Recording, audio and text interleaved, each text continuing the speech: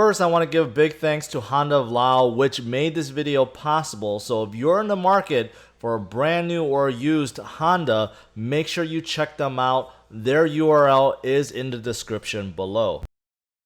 Today I'm behind the wheel of a brand new 2020 Honda Accord Touring, and this is the top trim level you could spec the Honda Accord with. Now, over a year ago when I started my Drivers Only channel, one of the very first cars I reviewed was a Honda Accord. I basically went on and on and on and on about how good the Accord was. And people tried to call me out in the comments saying, you're showing too much favoritism, you're not being objective, you're not saying anything bad about the Accord. Now, you can make the argument that, yeah, maybe I was a little green and a little naive with my very first review since I didn't have that many reviews under my belt. But fast forward to today, I reviewed hundreds of cars, including all the popular midsize sedans. And I can tell you, my original opinion of the Accord did not change. This is still a phenomenal midsize sedan, and quite possibly the best there is. So what's so nice about the Accord? Well, let's start with the outside. The outside of the Accord, to me, is a really good blend between luxury and sports sedan. It has vibes from both. On this Touring Edition, you do see a lot of chrome, but it's mixed in with a very aggressive and stylish profile, and I love it. I really do. Starting with the front end, take a look. You have a large shadow chrome grille that goes from one end to the other, and it's paired up with very sleek looking headlights, LED headlights. And the overall shape of the bumper, the way the grille integrates within, and those LED fog lights underneath, this is a good looking front end. Moving to the side, this is where you have that good blend between luxury and sports sedan. The roof is not very low, but you do see in the back window it is quite raked. Also, overall, this Accord sits low to the ground, and these big 19-inch alloy wheels really fill up the wheel wells and completes this look. Especially with the black exterior color, the two really go together, and you do see subtle chrome throughout the car. It's a really good looking profile. Now the back to me is the least aggressive, the least good looking side to the Accord, but some of you guys will think this is perfectly fine. You do have these unique looking C-shaped LED taillights. Also underneath the bumper, you do have a couple of chrome finishers, and they're tucked right within the bumper. But one thing that you could tell from the back end is how wide the Accord is. It definitely has a wide, low look with a high trunk, and it gives it that aggressive sports sedan look. The Accord is definitely one of the best looking midsize sedans out there. Next, let's look at the space, because this is where the Accord really shines. If you look at the exterior dimensions in terms of overall length, wheelbase, width, height, pretty much within an inch of its competitors, and that's on purpose. Toyota Camry, Nissan Altima, Hyundai Sonata, everyone pretty much shares the same dimensions. But when you move to the inside, that's where the story changes. Honda's engineers are magicians at generating space. It's not even close. I don't know how they do it, but it's not even close. In the trunk, yeah, there's not much in it, but you get a lot of cargo room. In fact, this is the biggest in the midsize sedan segment. It's over a couple cubic feet larger than the Toyota Camry. And you can fold the seats down to generate more cargo room, but the trunk is very big. And moving on to the second row, this is where the space really baffles you. In terms of this being a midsize sedan, the amount of leg room back there is enormous. I'm 5'10", and I have probably 8 inches of leg room, 6 to 8 inches, which is a lot more than everyone else in this segment. To give you an example, I just reviewed a Hyundai Sonata recently, and there is 6 additional inches of leg room in the second row in the Accord versus the new Sonata. Think about it, 6 additional inches. So those of you guys that are on taller side, you're 6'4", you're 6'8", you could fit in the second row of a Honda Accord, no problems at all. And headroom is about 3 to 4 inches, which is adequate too. And up front, same thing. It is just enormous. You know, 3 to 4 inches of headroom, right? Plenty of shoulder room, plenty of hit room, and it's just a big sedan.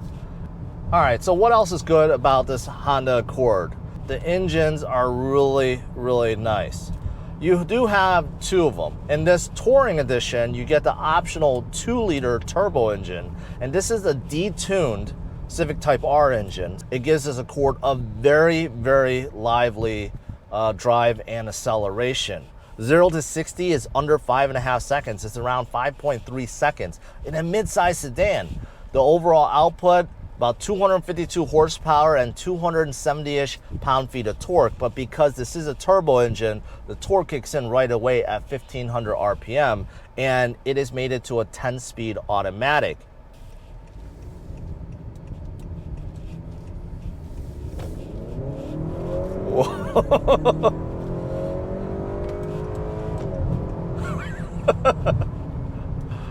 Yeah, this is fast. This is a fast sedan. Besides the powerful engine and quick acceleration, the overall drive is probably the best thing about this Accord. The suspension is simply amazing. It really is. It's very comfortable. It's soaking up every bump beautifully. I don't really feel anything. And that's really surprising because this Accord Touring is equipped with 19-inch alloy wheels with very low sidewall tires. You can see it, but I don't feel it in here. Everything that I've come across is being soaked up, and this suspension is really nice. Also, what goes with that is the quietness, visibility, driving position, steering feel. All of that is phenomenal. You have a huge windshield, even though it's raked, but it's huge. There's plenty of space. I can see well over the hood. Side windows also very good. Back window, yeah, it's good. The rear headrest went up, kind of blocks it a little bit, but overall it's still nice and big. The blind spot is good. There's a quarter window back there, and in this Touring, you do get blind spot monitoring. So overall visibility is good. The driving position, I feel like it's good. These seats really help with that. These seats, of course, they're leather and they look okay, but they feel phenomenal. They feel phenomenal. I feel like it's very comfortable. I'm a fairly big guy, and it's holding me in. The bottom cushion feels really nice, and the back is holding me in, but not in an uncomfortable way. So I don't feel like I'm sliding around. So I love these seats, and also in the back too. Usually, you know, manufacturers, they don't really pay that much attention to the rear seats, but in the back of the Accord, it also feels very comfortable. And because of the space, adults, even very large and tall adults, could fit back there very comfortably. And the steering is great too. It has a good weight, and that's what I love. It's not very light. It has that good weight, and because of it, it kind of removes that vagueness from the electronic steering, and I like it. And the steering wheel also feels very nice. It's very thick. It feels good when you're grabbing it. The leather feels good, and overall, this steering is good. It's really good.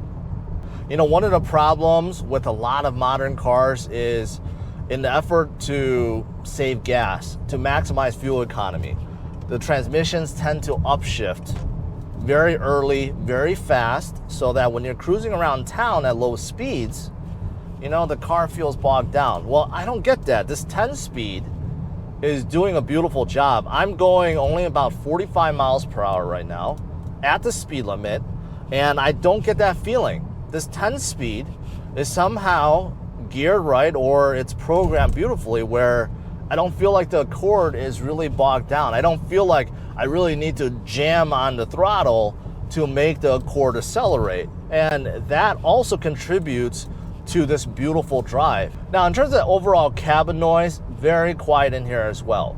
Now, I do hear a little bit from the tires, the road noise, a little bit louder than I expected, but outside of road noise, there's absolutely no wind noise at all. There's, you know, cars passing by, like right now, like all these cars passing by, I hardly hear them, and it's very well insulated in here. and it's really quiet. With the radio off, it is very, very quiet. Now, what about the features? Well, in this Touring, you pretty much get everything, but there are a few features that are missing compared to its competition. So let's start out with the gauge cluster.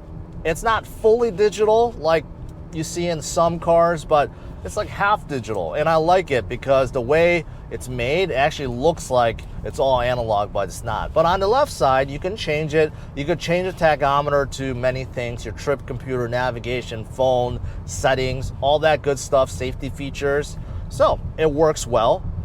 Now there is also heads-up display in here, which is nice. It's not as bright or as jam-packed as some of the others in this segment, but you do get the bare essentials: miles per hour, speed limit, and then also RPM and your safety systems. You can see all that. And there is a button right on the steering wheel labeled HUD, and you can press that and scroll through various things that you see. And you could also adjust the height on the side or turn it off with a physical button. And I actually like this. Some people may think that this clutters up the steering wheel and basically the dash, but I like this because some of the other heads-up display systems I've seen, you have to fumble around through the settings to be able to find it and adjust it. And sometimes it's very annoying. You just want to turn it off. So in this, you press a button, there you go, it's off. So I actually do like the physical buttons. You also get 2 memory seats, that's pretty standard. Also heated and ventilated seats. So one small complaint is the ventilated seats. It's not very powerful. Today is a fairly hot day, 86 degrees. It's not 90s or 100s yet, but the AC is blowing cold air. It's really powerful, but the seats, I still feel like I'm sweating a little bit sitting on this leather seat, even though the ventilated seat is at full blast at the 3rd setting. I don't really feel it. Some of the other cars, I do. So I do feel like the ventilated seats, it's a little bit weak. Now, moving on to this infotainment screen, it's a large digital touchscreen, and this is the same one that you find in the upper Honda models, such as the Honda Pilot and the Odyssey. I like it. Big buttons that you understand, it's clear. The resolution is a little bit low, and it's not the brightest one out there, but the functionality of it is the same as others. You do have Apple CarPlay, Android Auto, AT&T Wi-Fi, hotspot, and you pretty much have everything else in there too. On top, you do have a normal sunroof, and you do have HomeLink buttons. Some of the high-end features that are missing would be panoramic sunroof, that is not available. Also, 360 view camera system, that's not available, and that's actually a really cool feature that a lot of cars have, such as the Camry and the Sonata. So hopefully Honda decides to add that in the near future. All right, so I just pushed the sport button. I'm in sport mode. Let's test acceleration.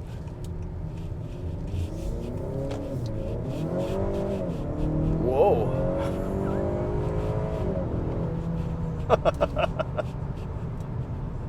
It didn't chirp the tires, but it was pretty close. I went from 20 to over 60 in a really, really short time. This engine and transmission is a great combo.